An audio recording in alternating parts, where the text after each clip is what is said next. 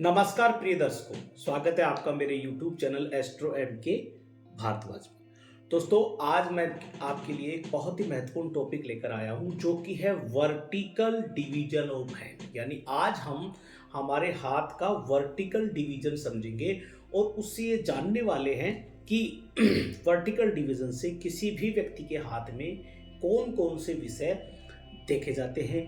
तो वीडियो बहुत ही इंटरेस्टिंग होने वाला है, बहुत ही ज्ञानवर्धक होने वाला है।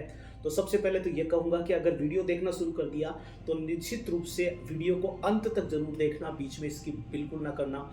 और अगर चैनल पे आप नए हैं तो प्लीज़ जल्दी से चैनल को सब्सक्राइब कर लीजिएगा और बेल आइकन को प्रेस करके ऑल जरूर से सेलेक्ट कर लीजिएगा, जिससे कि मेरे आने वाली वीडियोज़ के नोटिफिकेशन आपको सबसे पहले मिल सके। दोस्तों, इस चैनल पर आपको हस्तरेखा से जुड़ी हुई प्रामाणिक और रोचक जानकारियां मिलने वाली हैं। तो अगर आपने चैनल को सब्सक्राइब कर रखा होगा तो मेरा वीडियो जैसे ही अपलोड होगा सबसे पहले आपके पास पहुंचने वाला है। तो चलिए बिना किसी देरी के आज हम शुरू करते हैं हमारा टॉपिक, जो कि है वर्टिकल डिवीजन ऑफ हैंड। सबसे पहले मैं आपको एक हाथ का वर्टिकल डिवीजन करके बताता हूं कि वर्टिकल डिवीजन कैसे किया जाता है। तो यहाँ पर वीडियो आपके सामने दिखाई दे रहा है आपको। तो इस एक आपके सामने ये हार्ड हैंड है, उसका हम वर्टिकल डिवीजन करके देखते हैं। तो मैं यहाँ पर वर्टिकल डिवीजन करके दिखा रहा हूँ आपको। तो सबसे पहला हम डिवीजन खींचेंगे, हमारी जो सन फिंगर होती है ना, उसके नीचे हम एक लाइन खींचने वाले हैं। सन फिंगर से नीचे एक लाइन खींचेंगे तो ये हमारा 1 नंबर का डिवीजन हो गया, इसे हम 1 नंबर दे देंगे। उसके बाद में हम जो हमारी सैटर्न फिंगर होती है, शनि वाली अंगुली, उसके नीचे से एक लाइन खींचेंगे, उसके नीचे से एक लाइन खींचेंगे और ये हमारा हो गया दूसरा डिवीजन, और ये जो हो गया ये हो गया तीसरा डिवीजन। तो इस प्रकार से हम हमारे हाथ के 3 डिवीजन करने वाले हैं। ये हमारे 3 वर्टिकल डिवीजन हो गए। अब हम इन डिवीजनों को यानी इन भागों को अलग अलग समझते हैं कि इनसे क्या क्या देखा जाता है। तो एक बार इसको मैं रब कर देता हूँ, मिटा देता हूँ। अब हम एक एक डिवीजन को समझ लेते हैं। अब पहला जो डिवीजन हमारा था वो हमारी सन फिंगर के नीचे वाला जो डिवीजन था वो था। तो इस डिवीजन को हम सबकॉन्शियस जोन कहते हैं। इसे मैं 1 नंबर भी देना चाहूँगा। ये 1 नंबर का जो डिवीजन है इसे हम सबकॉन्शियस जोन कहते हैं। और इस जोन में सबसे जो ज़्यादा महत्वपूर्ण स्थान है वो है हमारा मरकरी माउंट, यानी बुध का माउंट। यहाँ पे बुध पर्वत भी आता है। तो इस जोन से किसी भी व्यक्ति का बिजनेस देखा जाता है, यानी वो अपने बिजनेस में कैसा रहेगा। सबसे पहले इस जोन से किसी व्यक्ति का बिजनेस देखा जाता है। उसके बाद में मनी, यानी उस व्यक्ति के पास पैसा कितना रहने वाला है, वो भी इसी जोन से देखा जाएगा। उसके बाद में स्पीच, यानी उसकी वाणी, वो बोलने में कैसा होगा। तो ये सारी चीज़ें ही भी वह सबकॉन्शियस जोन से देखा जाती है। और व्यक्ति का इंटेलिजेंस, कि वो कितना बुद्धिमान है, क्योंकि बुद्ध जो है वो बुद्धि के कारक है।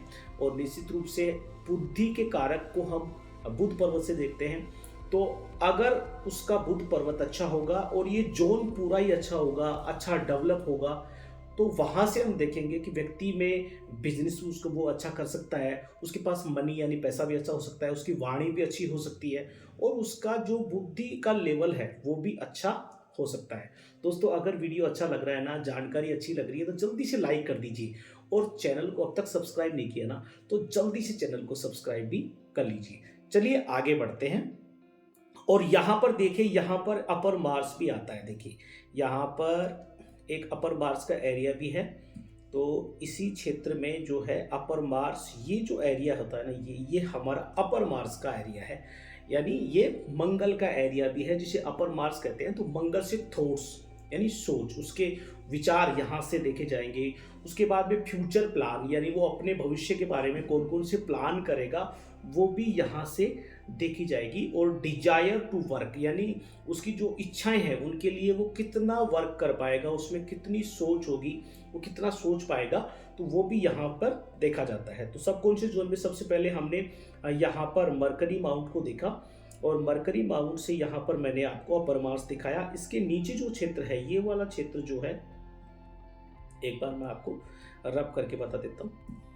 ये हमारा जो सबकॉन्शियस का जोन था, उसके नीचे हमने पहले मरकरी समझ लिया, उसके बाद में हमने पर मार्स। अब ये जो एरिया है ना, ये जो एरिया है वो मून का एरिया है, यानी चंद्रमा का एरिया भी यहाँ पर सबकॉन्शियस जोन में ही आता है। तो चंद्रमा के एरिया से हम देखेंगे व्यक्ति में इमोशन, यानी उसमें इमोशन कितने हैं, और थिंकिंग, सोच भी यहाँ से आती है। नए नए आइडियाज जो व्यक्ति में आते हैं ना, वो मून से आते हैं कि व्यक्ति के दिमाग में कौन कौन से आइडिया आ जाने वाला है, उसका दिमाग कितना अच्छा होने वाला है, उस पर थिंकिंग कैसी रहेगी, सारी चीज़ें हम सबकॉन्शियस जोन से देखते हैं। तो सबकॉन्शियस जोन यानी पहला जो जोन है ना, वो सबकॉन्शियस जोन है।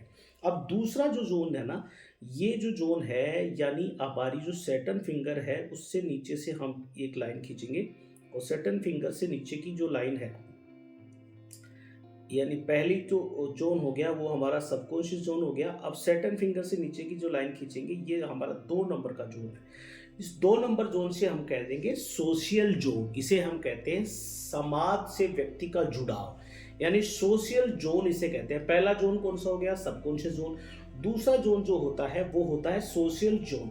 सोशल जोन से हम सोसाइटी से कितना व्यक्ति जुड़ा रहेगा, यानी सोसाइटी से उसका कैसा संबंध रहेगा, वो लोगों से उसका जुड़ाव कैसा रहेगा, सारी चीज़ें। और स्पीक इन सोसाइटी, वो सोसाइटी में बोल पाएगा या नहीं बोल पाएगा, अपने को एक्सप्रेस कर पाएगा या नहीं कर पाएगा, ये हम दूसरे जोन से देखते हैं। तो पहला जोन हो गया सबकॉन्शियस जोन, जहाँ पे मैंने आपको सारी चीज़ें बताई। दूसरा जोन हो गया हमारा इमोशन, यानी दूसरा जोन होगा सोसाइटी का जोन। तीसरा जो जोन होता है ना, ये 3 नंबर का जोन जो होता है उसे हम कहते हैं कॉन्शियस जोन, इसे हम कहते हैं कॉन्शियस जोन। अब कॉन्शियस जोन में क्या क्या आता है, एक तो आता है आपका जुपिटर। जुपिटर यानी गुरु, यानी आपका गुरु जो होता है जुपिटर होता है। जुपिटर जो होता है वो फैमिली, यानी आपका परिवार से जुड़ाव कैसा रहेगा, और परिवार से जुड़ाव भी कैसा रहेगा। और निश्चित रूप से जुपिटर जो होता है वो आपके एम्बिशन का कारक भी यहाँ पर जुपिटर होता है। दूसरा, इसी में हमारा जो जुपिटर के आगे जो होता है ये हमारा लोअर मार्स का एरिया है। यहाँ से लेकर के यहाँ तक पूरा जो एरिया है वो लोअर मार्स है। और लोअर मार्स से एक्शन आफ्टर थिंकिंग, यानी व्यक्ति के यहाँ से 1 नंबर से विचार आते हैं और 3 नंबर से उसका एक्शन होता है। यानी व्यक्ति का विचार तो आया, लेकिन उसने एक्शन कितना लिया वो 3 नंबर से देखा जाता है। यानी उसका जो एक्शन कॉन्शियस जोन है उससे उसका एक्शन देखा जाता है। और यहाँ पर देखिए, यहाँ पर वीनस यानी शुक्र का माउंट भी है। तो शुक्र के माउंट से व्यक्ति का कंफर्ट देखा जाता है कि व्यक्ति के जीवन में सुख सुविधाएं कितनी होने वाली है, उसके पास में धन संपत्ति कितनी होने वाली है, कितनी रहेगी। तो ये सारी चीज़ें यहाँ पर शुक्र से देखी जाएंगी। जुपिटर से उसकी फैमिली, एम्बिशन देखा जाएगा। और जो मार्स का एरिया है, लोअर मार्स का एरिया है, उससे व्यक्ति का जो है वो एक्शन देखा जाएगा कि विचार आने के बाद में वो कितनी जल्दी एक्शन ले पाता है। तो दोस्तों, आज का वीडियो जो है वो बहुत ही अच्छी तरह से मैंने आपको जो वर्टिकल डिवीजन ऑफ हैंड बताए वो अच्छी तरह समझ में आ गया होगा। निश्चित रूप से मुझे कमेंट करके ज़रूर बताइएगा, और जाते जाते वीडियो को लाइक कर दीजिए, ज़्यादा से ज़्यादा लोगों को इसे शेयर कर दीजिए। और मिलता हूँ मैं जल्दी ही अपने अगले वीडियो में, तब तक के लिए धन्यवाद।